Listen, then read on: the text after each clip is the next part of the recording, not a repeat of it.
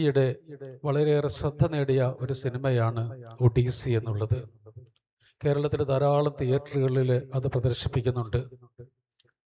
മഹാനായ അലക്സാണ്ടർ ചക്രവർത്തി യുദ്ധത്തിന് പോകുമ്പോൾ ഒരു പെട്ടി കൊണ്ടുപോകുമായിരുന്നു. ആദ്യമായി യുദ്ധം ചെയ്ത് തോൽപ്പിച്ച രാജാവിൻ്റെ വീട്ടിൽ നിന്നും എടുത്തുകൊണ്ടുവന്ന പെട്ടിയാണത്. അതിൽ 3 വസ്തുക്കളുണ്ടായിരുന്നു. ഒന്ന് തൻ്റെ അമ്മയുടെ ചിത്രം, 2 തൻ്റെ പിതാവ് സൂക്ഷിച്ചു വെച്ചിരുന്ന ഒരു കടാര, 3-മത് ഹോമറിൻ്റെ ഒഡീസി. ഈ 3 വസ്തുക്കൾ കൊണ്ടാണ് യുദ്ധത്തിന് പോവുക. ഓരോ യുദ്ധം കഴിയുമ്പോൾ നിങ്ങൾക്കറിയാം, കാലങ്ങളിൽ നടക്കുന്ന യുദ്ധം നേരിട്ടുള്ള യുദ്ധമാണ്. നേരിട്ട് വാളെടുത്ത് വെട്ടുക, കൊല്ലുക എന്നുള്ളതാണ്. അങ്ങനെ ഓരോ യുദ്ധം കഴിയുമ്പോഴും അലക്സാണ്ടറിന്റെ സ്നേഹിതരായിട്ടുള്ള ധാരാളം പടയാളികൾ മരിച്ചു കിടപ്പുണ്ടാകും. അപ്പം അദ്ദേഹത്തിന് പലപ്പോഴും മുറിവേൽക്കുകയും ചെയ്യും. അപ്പോഴും വിചാരിക്കും തിരിച്ചു പോകാമെന്ന്. ഉടനെ പെട്ടി തുറക്കും, അമ്മയുടെ പടം കാണും. അതിനുശേഷം ആ ഒഡീസി എടുത്ത് വായിക്കും, ഹോമറിന്റെ ഒഡീസി. അത് വായിച്ചു കഴിയുമ്പോൾ അദ്ദേഹത്തിന് വീണ്ടും എന്തോ ഒരു വലിയൊരു ലഹരി ലഭിച്ചതുപോലെ, ഒരു പാഷൻ ലഭിച്ചതുപോലെ, ഒരു സന്ദേശം ലഭിച്ചതുപോലെ വീണ്ടും പറയും, വാ നമുക്ക് പോകാം എന്ന് പറഞ്ഞ് യുദ്ധത്തിന് പോകും. ഈ ഒഡീസി എന്നുള്ളത് യുളീസസ് എന്ന രാജാവിൻ്റെ കഥയാണ്. യുളീസസ് 10 വർഷം നീണ്ടമായിട്ട് ഒരു യാത്രയ്ക്ക് പോവുകയാണ്. നീണ്ട യാത്രയ്ക്ക്, കടലിലൂടെയുള്ള നീണ്ട യാത്രയാണ്. ഈ 10 വർഷങ്ങളിലും ധാരാളമായിട്ടുള്ള അപകടങ്ങളും പ്രശ്നങ്ങളും പ്രതിസന്ധികളിലൂടെയുമാണ് അയാൾ പോകുന്നത്. അപ്പം അദ്ദേഹം ആ യാത്രയ്ക്ക് നേതൃത്വം കൊടുക്കുന്നത് യുളീസസ് ആണ്. ഈ പ്രധാനമായിട്ടും നമുക്കറിയാം, ഒരു ട്രോജൻ യുദ്ധം നടക്കുന്നുണ്ട്. ഗ്രീക്കുകാരും ട്രോജൻ രാജ്യവുമായിട്ടുള്ള ടോറിയ രാജ്യവുമായിട്ടുള്ള യുദ്ധമാണ്. ആ യുദ്ധം നടക്കുമ്പോൾ ഗ്രീക്കുകാർക്ക് ജയിക്കാനായിട്ട് യാതൊരു സാധ്യതയും കാണുന്നില്ല. ശക്തമായ യുദ്ധം നടന്നു. അപ്പോൾ അവർ തിരിച്ചു പോകാമെന്ന് വിചാരിച്ചു. അവർ തിരിച്ചു പോവുകയാണ്. വെറുതെ തിരിച്ചു പോകല്ല ചെയ്തത്. തിരിച്ചു പോകുന്ന അവസരത്തിൽ അവരൊരു വലിയൊരു കുതിരയെ ആ കടൽപ്പുറത്ത് ഉപേക്ഷിച്ചിട്ടാണ് പോകുന്നത്. ടോറിയയിലെ ആളുകൾ കണ്ടു, ഈ വലിയ കുതിര കിടക്കുന്നു കടൽ തീരത്ത്, വലിയ കുതിര. അവരുടനെ തന്നെ അതിനെ വലിച്ചുകൊണ്ട് അവരുടെ രാജ്യത്ത്, അവരുടെ ഗ്രാമത്തിന്റെ ഉള്ളിലേക്ക് കൊണ്ടുപോവുകയാണ്, പട്ടണത്തിന്റെ ഉള്ളിലേക്ക് കൊണ്ടുപോവുകയാണ്. അപ്പൊ പുരോഹിതർ പറഞ്ഞു, ഇത് ഗ്രീക്കുകാർ ഉപേക്ഷിച്ചു പോയ കുതിരയാണ്. അത്ര എന്തൊക്കെയോ, ഗ്രീക്കുകാർ അങ്ങനെ വെറുതെ ഉപേക്ഷിച്ച് പോകില്ല, അതുകൊണ്ട് ഇത് കൊണ്ടുപോകണ്ട എന്ന് പറഞ്ഞെങ്കിലും, പുരോഹിതർ പറഞ്ഞെങ്കിലും ആളുകൾ ശ്രദ്ധിച്ചില്ല. അത് വലിച്ചു കൊണ്ടുപോയി അവരുടെ നഗരത്തിന്റെ മധ്യത്തിൽ കൊണ്ടുവച്ചിരിക്കുകയാണ്. അതിനുശേഷം അവർ യുദ്ധ വിജയം ആഘോഷിച്ചു. നല്ലതുപോലെ മദ്യലഹരിയിൽ അവർ ഉറങ്ങിയ അവസരത്തിൽ ആ കുതിരയുടെ ഉള്ളിൽ ധാരാളം പട്ടാളക്കാരുണ്ടായിരുന്നു. അവർ പുറത്തിറങ്ങുകയും തിരിച്ചുപോയ ഗ്രീക്കുകാർ വീണ്ടും ആ രാജ്യത്തോട്ട് തന്നെ തിരിച്ചു വരിക, അങ്ങനെ ആക്രമിക്കുക, അവരെ തോൽപ്പിക്കുകയും ചെയ്തു. അത് യുളീസസിന്റെ ബുദ്ധിയാണ് അതിൽ പ്രയോഗിച്ചത്. അതുപോലെ തന്നെ വീണ്ടും യാത്ര വരുമ്പോൾ പട്ടാളക്കാർക്ക് കുറച്ച് വിശ്രമിക്കാൻ വേണ്ടിയിട്ട് ഒരു ഗ്രാമത്തിലേക്ക് പോവുകയാണ്. അവിടെ ചെന്നപ്പോൾ ആ ഗ്രാമീണർ അവർക്ക് ലോട്ടസ് കൊടുക്കുകയാണ്, കഴിക്കാനായിട്ട് ഭക്ഷണം കൊടുക്കുകയാണ്, ഒരു തരം ലോട്ടസ്. അത് കഴിച്ചതിന് ശേഷം ആ പട്ടാളക്കാർക്ക് പിന്നെ തിരിച്ചു പോരണതിൽ അവിടെ തന്നെ താമസിക്കണമെന്നാണ് പറയുന്നത്. ഞങ്ങൾക്ക് പോകണ്ട ഇനി. അപ്പൊ യുളീസസ് അവരെ എല്ലാവരെയും വിളിച്ചുകൊണ്ട് വരികയാണ്, അവർക്ക് നേതൃത്വം നൽകിക്കൊണ്ട്. വീണ്ടും വരുമ്പോൾ, ഒരു സ്ഥലത്ത് വരുമ്പോൾ യക്ഷികളുടെ ഗാനം, മനോഹരമായ യക്ഷിഗാനം. ഈ യക്ഷിഗാനം കേട്ട് കഴിഞ്ഞാൽ സാധാരണ കപ്പലുകൾ അങ്ങോട്ട് അടുപ്പിക്കും. ഒരിക്കലും ആ കപ്പൽ അങ്ങോട്ട് അടുക്കാൻ പറ്റില്ല, കാരണം അവിടെ പാറക്കൂട്ടങ്ങളാണ്. അവിടെ തട്ടി, പാറയിൽ തട്ടി ആ കപ്പലുകൾ തകരുകയാണ് ചെയ്തത്. യുളീസസിന് അതറിയാമായിരുന്നു. അതുകൊണ്ട് അദ്ദേഹം എന്ത് ചെയ്തു വെച്ചാൽ, അതിനു മുമ്പ് എല്ലാ പട്ടാളക്കാരുടെയും ചെവിയിൽ ഈയ കട്ടകൾ വെച്ച് അടച്ചു. അതിനുശേഷം തൻ്റെ ദേഹം ഒരു വലിയ മരത്തിൽ, അവിടെ കൊടിമരത്തിൽ, ആ കപ്പലിലുള്ള കൊടിമരത്തിൽ പിടിച്ചു കെട്ടി. അങ്ങനെ ആ യക്ഷഗാനം കേട്ട് അങ്ങോട്ട് പോകാതെ അവരെയൊക്കെ രക്ഷിച്ചുകൊണ്ട് പോകുന്ന ഒരു മനോഹരമായിട്ടുള്ള ചിത്രമാണ് ഈ ഒഡീസി എന്നുള്ളത്. നീണ്ട 10 വർഷം. ഇന്ന് നാം ചാവറപ്പിതാവിന്റെ തിരുനാൾ ഇവിടെ ആഘോഷിക്കുമ്പോൾ കേരള സഭയെ രക്ഷിക്കാൻ വേണ്ടിയിട്ട് തന്നെ മറന്ന് പണിത, സേവനം ചെയ്ത, ദൈവത്തോട് ചേർന്ന് നിന്നുകൊണ്ട് സഭയെ നയിച്ച ഒരു വലിയ പുണ്യപിതാവാണ് ചാവറപ്പിതാവ്. നമുക്കറിയാം, ചാവറപ്പിതാവിനെ വളർത്തിയത് മറ്റാരുമല്ല, മൽപ്പാൻ തോമസ് പാലക്കലച്ചനാണ്. തോമസ് പാലക്കലച്ചന്റെ ആശയങ്ങളിലാണ് ചാവറ പിതാവ് വളർന്നു വന്നത്. കുട്ടിയായിരിക്കുമ്പോൾ തന്നെ തോമസ് മൽപ്പാനച്ഛൻ്റെ അടുത്ത് വരികയും അങ്ങനെ അച്ഛനിൽ നിന്നും ദൈവ വചനങ്ങൾ കേൾക്കുകയും പഠിക്കുകയും ആ മാതൃക കണ്ട് ജീവിക്കുകയും ചെയ്തു. ഇതിനൊക്കെ കാരണമായത് എവിടെയാണ്? ഈ പള്ളിപ്പുറം പള്ളിയും ഇതിൻ്റെ പരിസരങ്ങളുമാണ്, യാതൊരു സംശയവുമില്ല. അപ്പോൾ നമ്മളൊക്കെ ജീവിക്കുന്നത് ഒരു വിശുദ്ധ നാട്ടിലാണ് ജീവിക്കുന്നത്, യാതൊരു സംശയമില്ല. ഒരു വിശുദ്ധ നാട്ടിൽ ജീവിക്കുമ്പോൾ നമ്മുടെയും ചിന്തകളും പ്രവർത്തനങ്ങളും ആ വിശുദ്ധ തലങ്ങളിലേക്ക് നാം ഉയർത്തേണ്ടതായിട്ടുണ്ട്. ആ കാലത്ത് ചാവറയച്ചൻ ജീവിച്ചിരുന്ന കാലത്ത് നമുക്കറിയാം വേർതിരിവുകളുള്ള ഒരു സമൂഹമാണ് കേരള സമൂഹം എന്നുള്ളത്. വളരെ അധപ്പതിച്ച ഒരു സമൂഹമായിരുന്നു. അതേക്കുറിച്ച് MT വാസുദേവൻ നായർ ഒരു കഥ എഴുതിയിട്ടുണ്ട്, ഒരു മജീഷ്യന്റെ കഥ. പൂതിനി എന്നൊരു മജീഷ്യൻ ഉണ്ടായിരുന്നു. ലോകത്തെ ഏറ്റവും പ്രസിദ്ധനായ മജീഷ്യനായിരുന്നു പൂതിനി. ഈ പൂതിനിയെ വെല്ലുന്ന ആരും അന്നുണ്ടായിരുന്നില്ല. അപ്പോൾ ഒരിക്കലും ഒരു മത്സരം നടന്നു, ആരാണ് ഏറ്റവും വലിയ മജീഷ്യൻ എന്ന്. അപ്പോൾ പൂതിനി ചില കാഴ്ചകളൊക്കെ കാണിച്ചു. പക്ഷേ പേർഷ്യയിലെ ഷാ വന്നിട്ടുണ്ടായിരുന്നു. ഈ ഷാ കാണിച്ച അത്ഭുതങ്ങള്, വലിയ അത്ഭുതങ്ങൾ കണ്ടു. പൂതിനി ഒരു കാറ് സ്റ്റേജിൽ കൊണ്ടുവന്നു, കർട്ടൻ ഇട്ടു, കർട്ടൻ പെട്ടെന്ന് മാറ്റി, ആ കാർ അപ്രത്യക്ഷമായി. ഷാ എന്ത് ചെയ്തെന്ന് വെച്ചാൽ നടന്നു വരുന്ന ഒരു ആനയെ കൊണ്ടുവന്ന് സ്റ്റേജിൽ നിർത്തി. അനങ്ങുന്ന ആന, ആ ആന ഒരു കർട്ടൻ അങ്ങ് ഇട്ടു, ഉടനെ തന്നെ അത് മാറ്റി, ആന അപ്രത്യക്ഷമായി. ഉടനെ പൂതിനി പറഞ്ഞു, ഇനിയും ഈ മജീഷ്യന്റെ രാജാവ് വേറെ ആരുമല്ല, ഷായാണ്. പേർഷ്യയിലെ ഷായാണ് ലോകത്തെ ഏറ്റവും പ്രസിദ്ധനായിട്ടുള്ള മജീഷ്യൻ എന്നവിടെ വെച്ച് പ്രഖ്യാപിക്കുകയാണ്. പിന്നീട് ഷാ ഒരു ജൈത്ര യാത്ര നടത്തുകയാണ്. ലോകത്തെ പല രാജ്യങ്ങളിലേക്കും ഒരു കപ്പലിൽ തൻ്റെ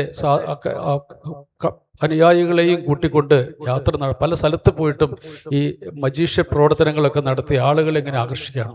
അങ്ങനെ കുറേ നാൾ കഴിഞ്ഞപ്പോൾ അദ്ദേഹം ഒരു നല്ല മനോഹരമായ പച്ചപ്പുള്ള നീണ്ടു കിടക്കുന്ന ധാരാളം ജനങ്ങളുള്ള ഒരു സ്ഥലത്ത് ഒരു മജീഷ്യൻ ഒരു പരിപാടി അവതരിപ്പിക്കാനായിട്ട് വരികയാണ്. സ്റ്റേജിൽ വളരെ മനോഹരമായ രീതിയിൽ ഒത്തിരി കാര്യങ്ങൾ അദ്ദേഹം കാണിച്ചു.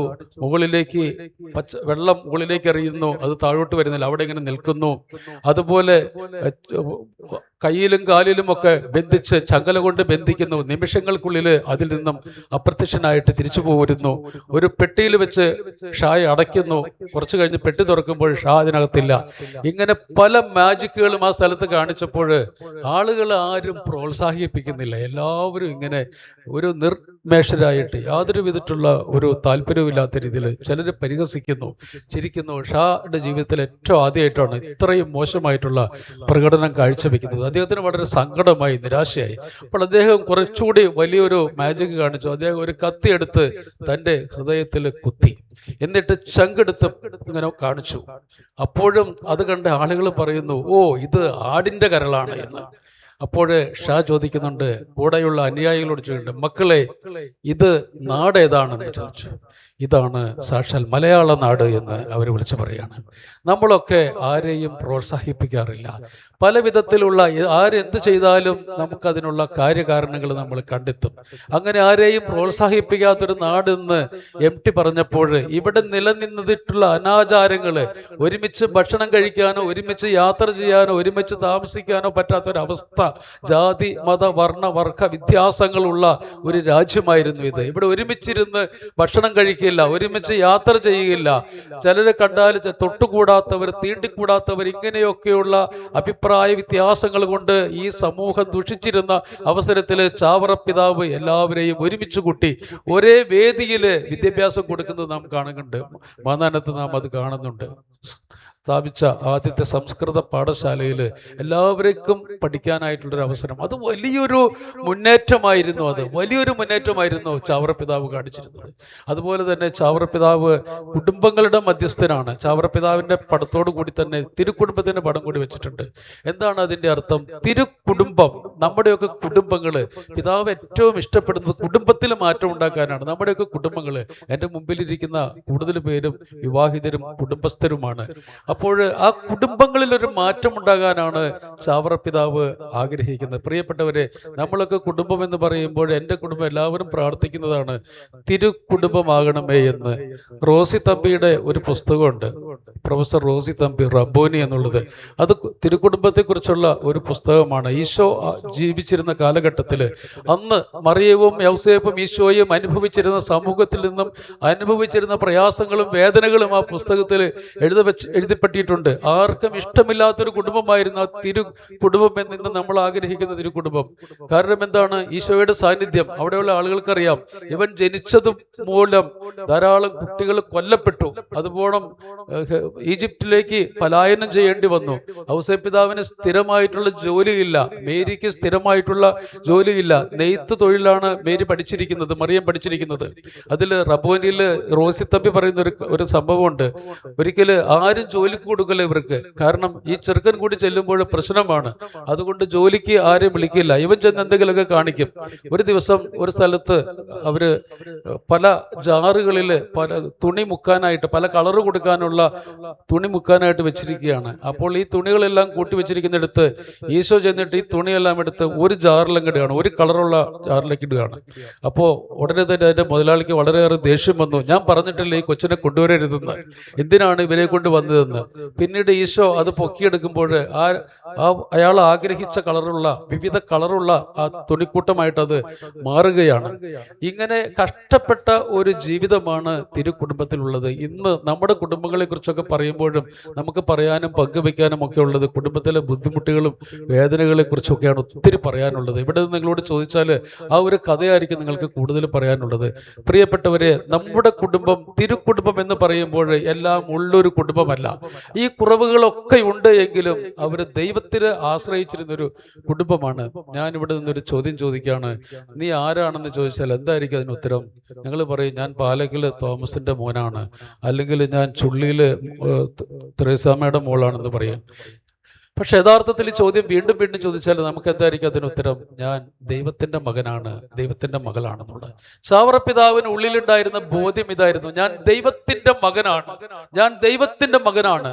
ഈ ബോധ്യം എപ്പോഴും നമ്മുടെ മനസ്സിൽ ഉണ്ടാകുന്നതാണ്, ഞാൻ ദൈവത്തിന്റെ മകനാണെന്നുള്ള ആ ബോധ്യം നമ്മിൽ ഉണ്ടുമ്പോൾ ആ ഈശോയ്ക്ക് എപ്പോഴും ശക്തി കൊടുത്തതാണ്. ഞാൻ പിതാവിന്റെ കൂടെയുണ്ട്, ഞാനും പിതാവും ഒന്നാണ്. ഞാൻ വായിച്ചിട്ടുള്ള പുസ്തകങ്ങളിൽ എന്നെ ആകർഷിച്ചിട്ടുള്ള ഒന്നാണ് 99 സക്സസ് സീക്രട്സ് ഓഫ് ജീസസ് എന്നുള്ളത്, യേശുവിൻ്റെ 99 വിജയ രഹസ്യങ്ങൾ എന്നുള്ളത്. അതിൽ ഡോൺ ഡാനിയൽ എന്ന ആൾ പറയാണ്, എങ്ങനെ ഒന്നാമത്തെ വിജയം, യേശുവിൻ്റെ വിജയ രഹസ്യങ്ങൾ ഒന്നാമത്തെ, he knew who he was. യേശുവിന് അറിയാമായിരുന്നു ഞാൻ ആരാണെന്ന്. നമുക്ക് ഓരോരുത്തർക്കും അറിയില്ല ഞാൻ ആരാണെന്നുള്ളത്. ഞാൻ ആരാണെന്ന് അറിഞ്ഞാൽ തീർച്ചയായിട്ടും നമ്മൾ ഒരു വ്യത്യസ്ത വ്യക്തിയായിത്തീരും, യാതൊരു സംശയമില്ല. ഞാൻ ദൈവത്തിന്റെ മകനാണ്, ദൈവത്തിന്റെ മകളാണെന്നുള്ള ആ ഉത്തമ ബോധ്യം എൻ്റെ മനസ്സിലുണ്ടെങ്കിൽ എൻ്റെ ചിന്താഗതി ആകെ മാറും. ദൈവം ഒരിക്കലും ഒരുപോലെയുള്ള ആരും സൃഷ്ടിച്ചിട്ടില്ല. ദൈവം അങ്ങനെ സൃഷ്ടിക്കില്ല. ദൈവം ഫോട്ടോ കോപ്പി എടുക്കാറില്ല. നാം ദൈവത്തിന്റെ കരവേലയാണ്. നമുക്കറിയാം, കരവേല എന്ന് പറഞ്ഞാൽ കൈകൊണ്ടുണ്ടാക്കുന്നതാണ്, ഓരോന്നും എടുത്തുണ്ടാക്കിയതാണ്. നമ്മെ ഓരോരുത്തരെയും ദൈവം എടുത്ത് കൈകളിൽ ഉണ്ടാക്കിയതാണ്. ചാവറപ്പിതാവിന് ബോധ്യം ഉണ്ടായിരുന്നു, നമ്മളൊക്കെ ദൈവത്തിന്റെ മകനാണ്, മകളാണെന്നുള്ള ബോധ്യം ഉണ്ടായിരുന്നു. ദൈവം 800 കോടി ജനങ്ങൾ ഈ ലോകത്തുണ്ടെങ്കിൽ നിന്നെപ്പോലെ വേറൊരാളില്ല, നിന്നെപ്പോലെ വേറൊരാളില്ല. എൻ്റെ തംപ്രിന്റ് പോലെയുള്ള ഒരു തംപ്രിന്റ് ഈ ലോകത്താർക്കില്ല. എൻ്റെ ഐ പ്രിന്റ് പോലെയുള്ള ഐ പ്രിന്റ് ഈ ലോകത്താർക്കില്ല. എൻ്റെ വോയിസ് പ്രിന്റ് പോലെയുള്ള വോയിസ് പ്രിന്റ് ഇവിടെ ആർക്കുമില്ല. ഞാനിവിടെ നിന്ന് പ്രസംഗം പറയുമ്പോൾ ജയ്സനച്ചൻ പറയുന്നത് അത് പൗലോസച്ചനാണ്, ആ സ്വരം കേട്ടാലേ. കാരണം എൻ്റെ സ്വരം പോലെയുള്ള ഒരു സ്വരം വേറെ ആർക്കുമില്ല.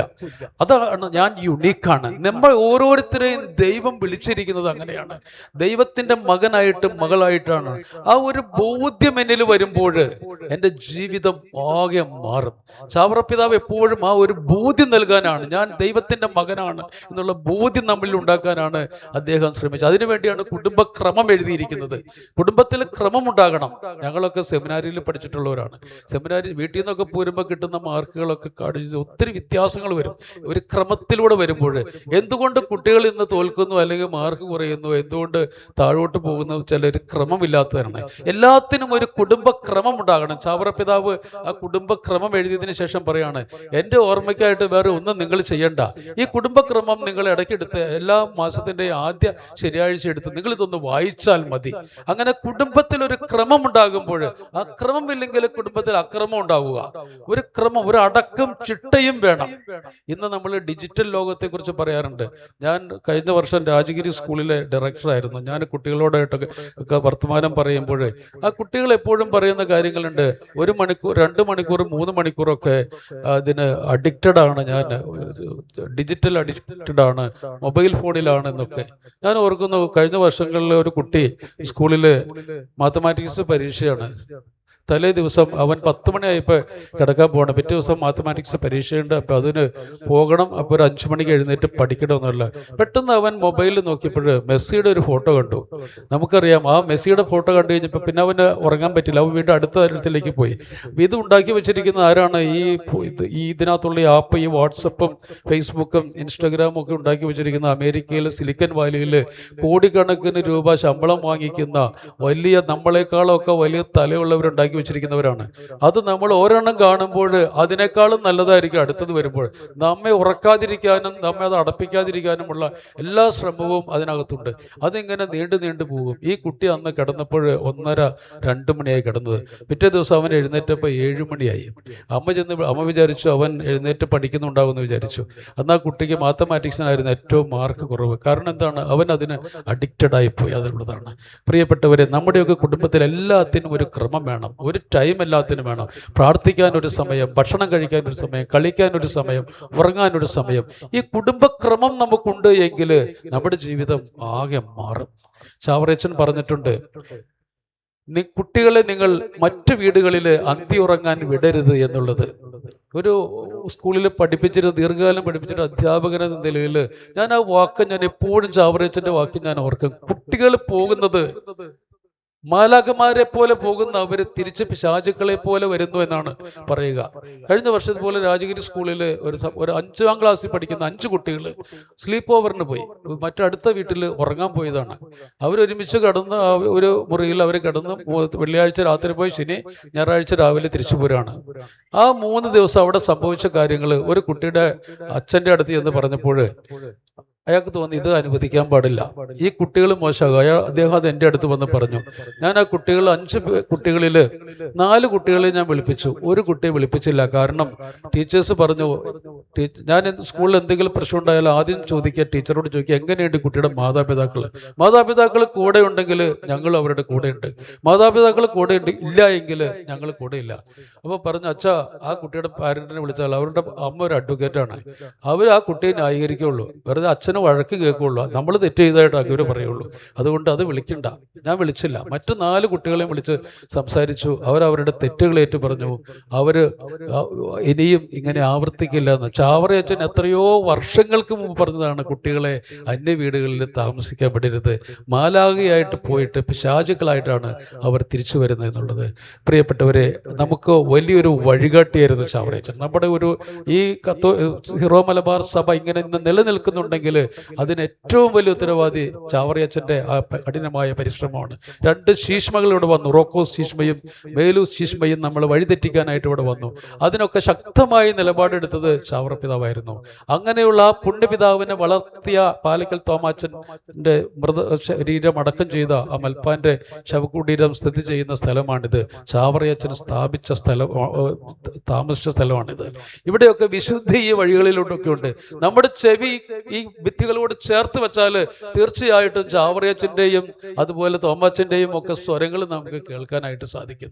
ആ സ്വരങ്ങൾ കേട്ട് നമ്മുടെ മക്കൾ വളരണം, നമ്മൾ വളരണം, നമ്മുടെ കാഴ്ചപ്പാടിൽ മാറ്റം ഉണ്ടാകണം, നാം ഒരു പുതിയ മനുഷ്യരായി തീരാനായിട്ട് നമുക്ക് സാധിക്കണം. അതിനുള്ള അനുഗ്രഹം നമുക്ക് ലഭിക്കട്ടെ എന്ന് പ്രത്യേകം പ്രാർത്ഥിക്കാം.